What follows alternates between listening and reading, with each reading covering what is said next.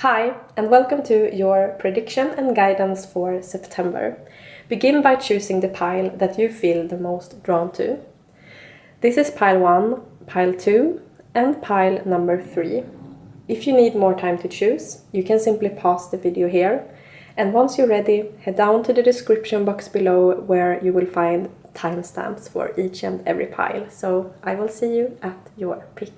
Hello pile number 1 and welcome to your September prediction and guidance. Let's jump right in. Your first card is representing your major theme of September, and here you have the card Awakening. You are going to come to some really important realizations during this upcoming month. Realizations that has to do with your life and how you spend your time. You will begin to prioritize yourself on a whole new level and making more space for the things that make you happy. I also see you taking better care of yourself, if that is something that you have been neglecting lately. This card is also speaking of a new way of being. So I believe you will be going to change, not only the way you do things, but who you are as well. Becoming like a new version of yourself, one that is more in alignment with your dreams and desires. Your second card is representing what you are being called to embrace, and here you have Hold Your Vision. This is referring to what we just talked about, the changes that you are going to make in September, and the importance of being kind to yourself during the process.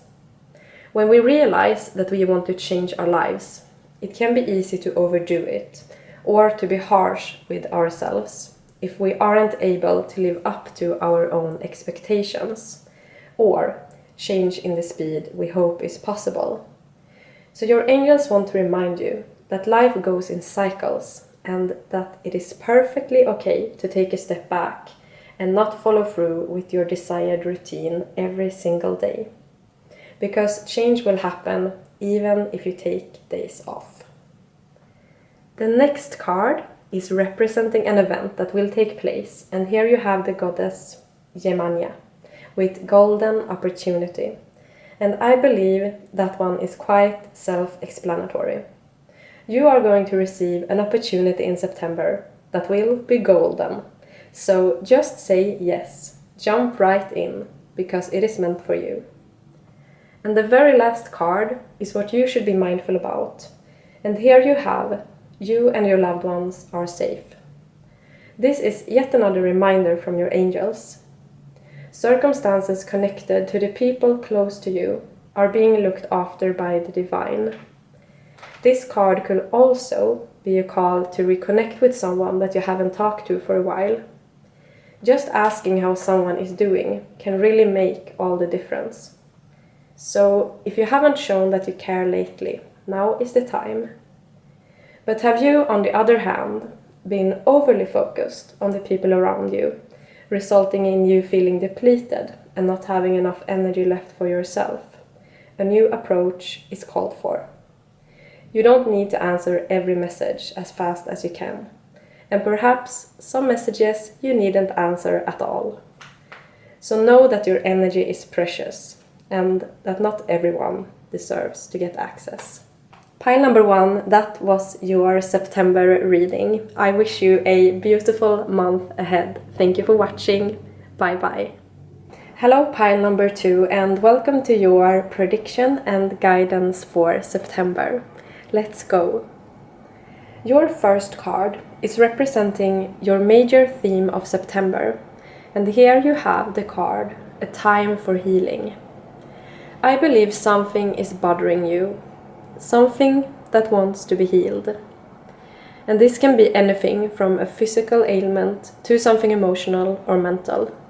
I also believe that you know what to do, how to approach this, and perhaps you have already begun, but you need to keep going. Some changes that we desire are closely connected with how well we take care of ourselves. And some things are just not able to manifest before we have taken the time to heal. To give an example here, if we have a poor self-image and low self-esteem, not feeling that much love for ourselves, it is highly likely that if we are looking for a romantic partner, the people we meet are going to mirror the way we feel about ourselves. So in order to attract someone that will treat you the way you truly deserve, you have to treat yourself the way you truly deserve first. No matter if that is what you're looking for, or if you want to heal something completely different. That is what September is all about, taking the time to heal. I took a little break and now we have cat company from Vera. But let's continue. Your next card is representing what you are being called to embrace. And here you have the goddess Sulis with bodies of water. She says, spend time near water, such as a lake, river or the ocean, to recharge your batteries. And I believe this is amplifying what we just talked about, that you should take excellent care of yourself and your wounds this month. Water itself can have a healing and transformative effect. So if you feel called to engage in, say, a purification ritual that involves water, you should do so. And just spending time near water, as the card suggests, can also be quite healing. Or to meditate in the bathtub if you have one. That is one of my personal favorite ways to connect with water. Your next card is an event that will take place. And here you have yes. Just say yes. It is time for you to try something new. Perhaps something that has been on your mind, but that you haven't taken any action on just yet. September is definitely the month to do so. And just to amplify the previous meanings even more, since healing after all is your theme of this month, this can just be about how you show up for yourself, saying yes to the things that you need and that you want. And your last card, which is right now covered by Vera's tail, but it is the goddess Guinevere with true love. She says, the romantic stirrings, I'm not sure how to pronounce that. Anyway, the romantic something in your heart have propelled the universe to deliver great love to you. So this can be love in the literal sense, referring to romance, and also what we just discussed about the need to love ourselves in order to attract people that will do the same. Or this can be about a love for life. When you heal what needs to be healed, your life will begin to shift, and you will have room for the things you dream of when they enter your reality. So that was your reading, pile number 2. I wish you a beautiful month ahead. Thank you for watching. Bye bye. Hello, pile number 3, and welcome to your September prediction and guidance. You got a different layout of the cards compared to the other groups because my cat Vera, she wanted to join us half time. But now, let's go. So your first card is your major theme of September. And here you have the card No, which might seem slightly negative at first glance. But we know that when one door closes, another one can open, right? This can either be about you saying no to a specific thing, most likely something that you have been thinking about lately, where your intuition has been pointing you to a no, yet you are still holding on and you have kind of been ignoring the guidance. We all have free will in this reality, so you are of course free to do exactly as you like.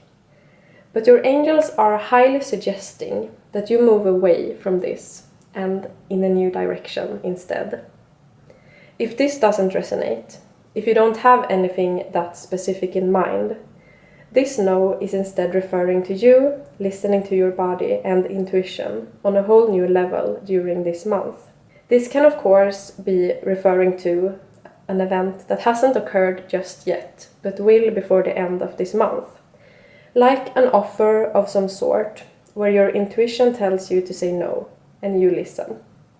Or this is just the overarching theme, that you will begin to listen more inward before you make decisions going forward. The next card is representing what you are being called to embrace. And here you have a full moon in Pisces, which is quite fitting since we have a blue moon in Pisces tomorrow or on Thursday, depending on where you live. So, balance. I get the sense that you have been easily distracted lately, and perhaps giving too much time to the superficial. Things that don't really give anything in return, except being just that, a distraction. Mindless scrolling on the phone, for example. You are being called to direct that energy elsewhere, preferably towards a goal or a dream of yours, by taking practical action in that direction. Your next card is an event that will take place, and here you have the card, look at the bigger picture. And I get a strong sense that this is referring to the thing your angels want you to say no to, whether or not you know what it is yet. They want you to understand that you don't have the same foresight as they do.